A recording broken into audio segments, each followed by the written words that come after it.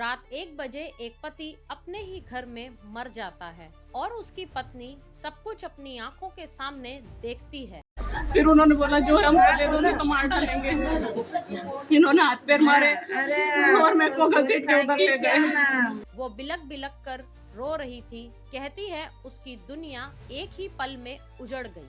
लेकिन कुछ घंटों के बाद पुलिस को पता चलता है कि शायद किलर घर में से ही कोई एक था। क्या कोई औरत अपने 9 साल पुराने प्यार को पाने के लिए अपने ही पति का कत्ल कर सकती है, या फिर जो दिख रहा था वो सिर्फ एक धोखा था?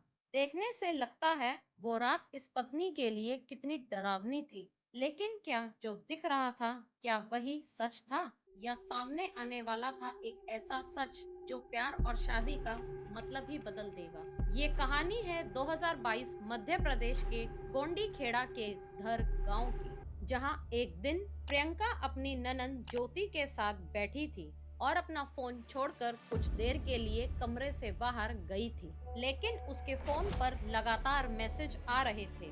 ज्योति ने जब वो चैट्स पढ़े तो उन चैट्स ने सब कुछ बदल कर रख दिया। उन चैट से साफ साफ पता चल रहा था कि प्रियंका का किसी और के साथ अफेयर है।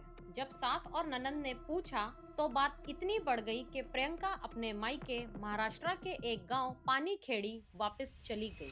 और 3 साल के बाद बहुत कोशिश करने पर प्रियंका के पति देव कृष्ण पुरोहित उम्र 28 साल, जो अपनी बीवी को वापस लाते हैं, वो अपनी शादी खराब नहीं करना चाहते थे।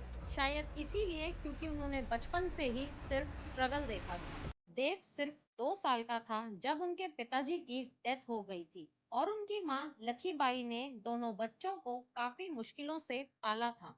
देव प्रियंका से बहुत प्यार करते थे, इसीलिए उसकी तीनों शर्तों को मानकर वो उसे वापस ससुराल ले आए। वो 3 शर्तें थी। मेरा फोन कोई चेक नहीं करेगा, मुझे किसी भी घर के काम के लिए नहीं कहा जाएगा, मुझे पार्लर का कोर्स करवाया जाएगा। देव ने ये सभी बातें मान ली और शायद यही उनकी सबसे बड़ी गलती थी।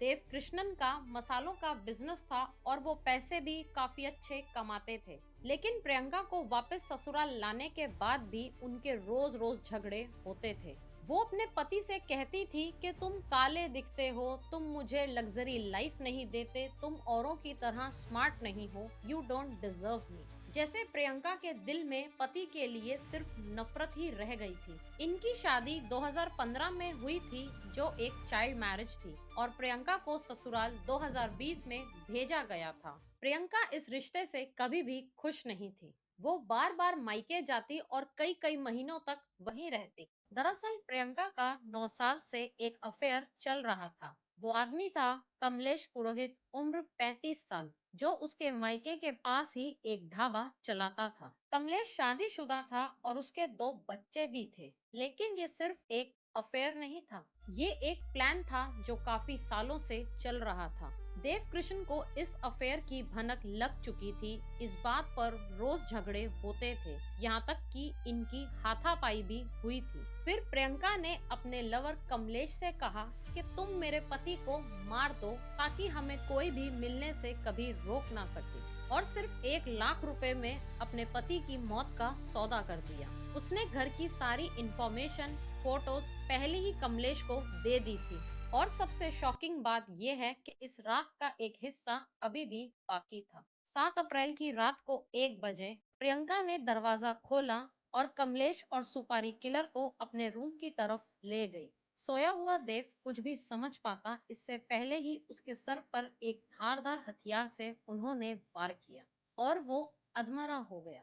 इसके बाद प्रियंका ने 15 लाख की ज्वेलरी और 50,000 रुपया कैश लूटने में मदद करी और फिर खुद के हाथ पैर बांध कर बैठ गई ताकि सबको वो विक्टिम लगे। उनके जाने के बाद वो जोर जोर से रोना शुरू कर देती है, लेकिन सच ज्यादा देर तक छुप नहीं सकता। पुलिस को उस पर शक होने लगता है क्योंकि वो बार बार अपनी स्टेटमेंट बदल रही थी, और फोरेंसिक टीम का भी ये कहना था कि उस रूम में रिलेशन बनाए गए हैं। और जब पुलिस ने प्रियंका को पूछा तो वो घबरा सी गई। पुलिस ने जब उससे सख्ती करी तो उसने सब कुछ कबूल कर लिया। वो अपने पति को मारकर उसकी सारी प्रॉपर्टी लेकर कमलेश के साथ रहना चाहती थी। एक पति था जिसने उससे बेपनाह प्यार किया और एक पत्नी थी जिसके दिल में सिर्फ साजिशें पल रही थी।